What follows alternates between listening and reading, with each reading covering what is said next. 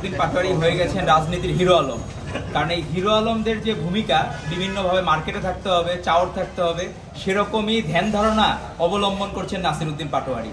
উনি কক্সবাজারে যে ওইখানকার বিপুল জনপ্রিয় নেতা সালাউদ্দিন আহমেদকে নিয়ে গডফাদার সম্বোধন করলেন, যেখানকার মানুষের প্রাণের নেতা হচ্ছেন সালাউদ্দিন আহমেদ।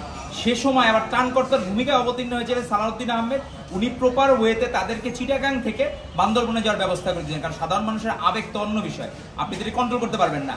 মানুষজন 24-এর গণ অভ্যুত্থানে সাধারণ মানুষের যে আবেগ বিভিন্নভাবে চলে এসেছিল, এটা তো আপনি এড়াতে পারবেন না। তো সালাউদ্দিন আহমেদের প্রতি মানুষের যে আবেগ সেটি এড়ানো যাবে না। আর লুৎফুজ্জামান বাবরের বিরুদ্ধে যে কথাটা অলরেডি কিন্তু মীমাংসিত ইস্যু, এটা যে আওয়ামী লীগ যে মিথ্যা কথাগুলো বলতো, এখন সেই মিথ্যা কথার ফুল ঝুড়ি নিয়ে বসেছেন নাসিরউদ্দিন পাটোয়ারি। আমার মনে হয় উনি বিভিন্ন এলাকায় জনপ্রিয় নেতাদেরকে বিভিন্নভাবে ফ্রেমিং করার চেষ্টা করছেন মিথ্যা কথা বলে। সেই ইন্টেনশন নিয়ে উনি আগাচ্ছেন। অনেকটা আওয়ামী লীগের সময় হাসা মাহমুদরা যে কাজগুলো করতো, ওবায়দুল কাদেররা যে মিথ্যা কাজগুলো করতো, ইভেন স্বয়ং হাসিনাও কাজগুলো করতো, সেই রাস্তায় অবলম্বন করছেন নাসিরউদ্দিন পাটোয়ারি। তো আমার মনে হয় এগুলো বেশি দিন মার্কেটে থাকে না, মিথ্যা কথা মানুষ চলে না। 10টা অস্ত্র মামলা অলরেডি মীমাংসিত ইস্যু, সেই জায়গা থেকে অলরেডি কিন্তু রায় পেয়েছেন, খালাস পেয়েছেন কিন্তু আপনার আমাদের লুৎফুজ্জামান খান বাবর।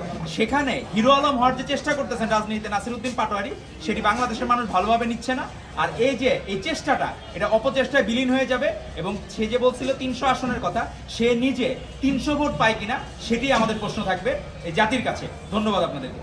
আচ্ছা, আমি কলা খাই না এরকম অবস্থা হয়ে গেছে। আজকে আমরা নিউজ দেখলাম যে নাসিরউদ্দিন পাটোয়ারি থেকে শুরু করে নাহিদ ইসলামের দেখলাম বাবা, তারা বিভিন্ন জায়গায় এনসিপি প্রোগ্রামে অংশগ্রহণ করেন, তারা নিজেরা নাকি পরিবারতন্ত্রের বিরুদ্ধে।